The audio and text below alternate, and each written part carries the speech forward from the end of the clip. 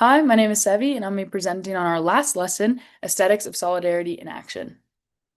So, to start off this week, we had a reading by Shyla Warren, Native Ethnographers and Feminist Solidarity.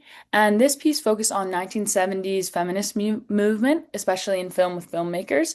And it pretty much discussed how most of the filmmakers at this time were white women. So, while they're making these films trying to be anti-sexist and promote the feminist movement, they can only they are missing out on intersectionality, which is the fact that white women have the experience of white women. That is not the same experience as women of color or queer women, for that example.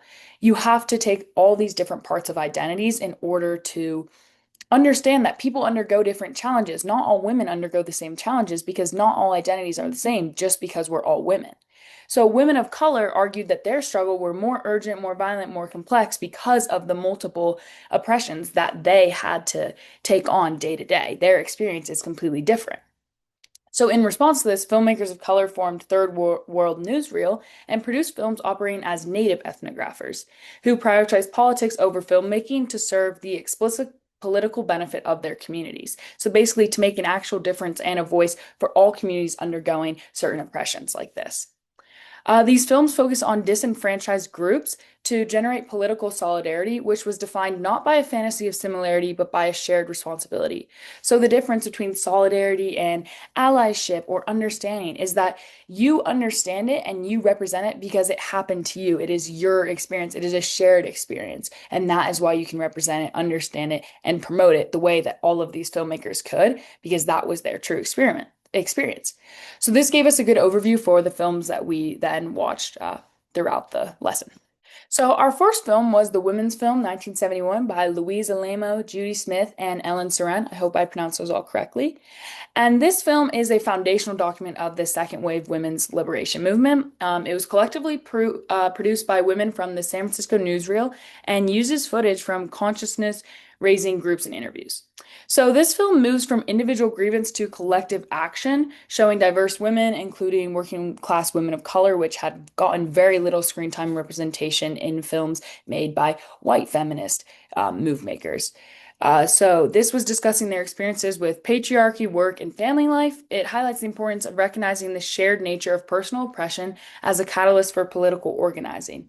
So it is an example of collective radical feminist filmmaking and just the movement for women in itself and just getting to represent women of color. So it's not just white women fighting for the rights of white women. It is black women fighting for the rights of black women, Asian women fighting for the rights of Asian women. You have to understand all these different elements of people's identity in order to understand their hardships.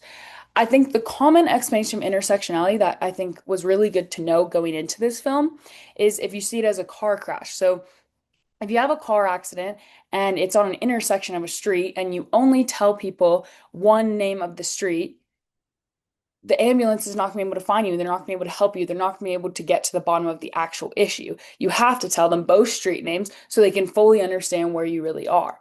So that's the same with intersectionality. And to be able to understand that analogy is really important to go into a film like this and understand what they are truly trying to represent and who they are trying to bring to light. So our next film was Teach Our Children 1973 by Christine Chow and Susan Robison. And this focused on the historic 1971 Attica Prison Rebellion.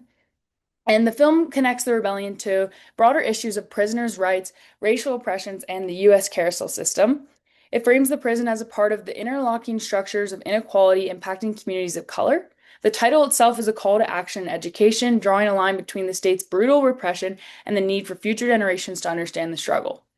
So, this was pretty much also just showing how you can connect the racial injustices to the prison system. So again, these are two different struggles. These are two very big topics in our country, but they interlink because again, people of color are struggling a lot more in prison systems than white people. And you have to be able to understand that not all prisoners are experiencing the same thing. Yes, we can say jail is hard, the prison system is brutal. But that is not just the common experience for everyone because you have to understand that people with different identities, people with different social standings in the prison system are going through way different hardships. And that is pretty much the overarching theme to both of these films and our third film as well. And finally, we watched From Spikes to Spindles 1976, which was also directed by Christine Chow. And this was a portrait of the New York Chinatown community. The film chronicles the history of the Chinese immigration, from the laborers who drove spikes into the Transcontinental Railroad to the garment workers who worked the spindles of the factories. It captures community organizing against police brutality and hostile real estate development. It's a vital portrait of the intergenerational activism and the development of Asian American political consciousness.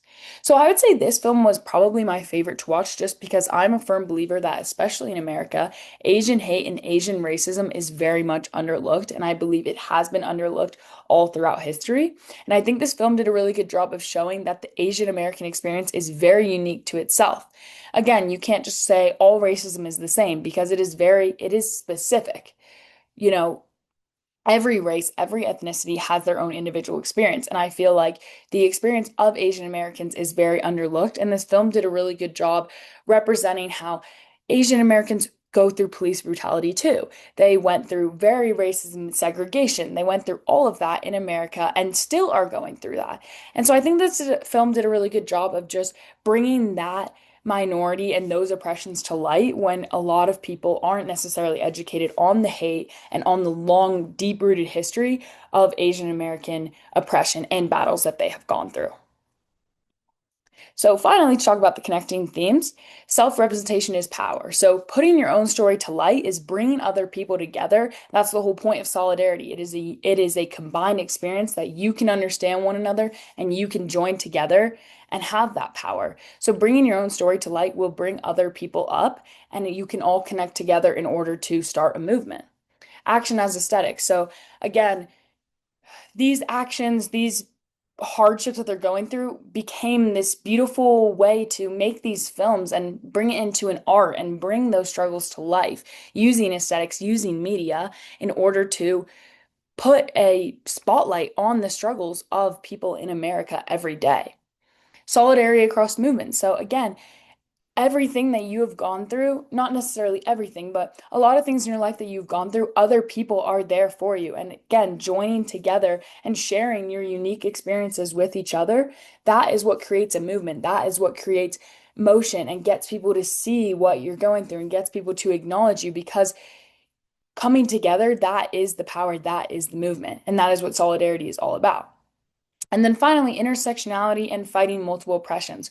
So, the main theme and the main takeaway from this lesson is that you have to understand a person's whole identity in order to understand their battles. You cannot just see a woman of color, a queer woman of color, and say, oh, she's probably gone through sexism because you have no idea what she's been through as a woman of color, as a queer person. These are all different things that you can't just box as separate oppressions. They all come together and they create a unique experience for that person that you have to understand in order to understand the art and in order to understand their lives. And that is what the main message of this week was.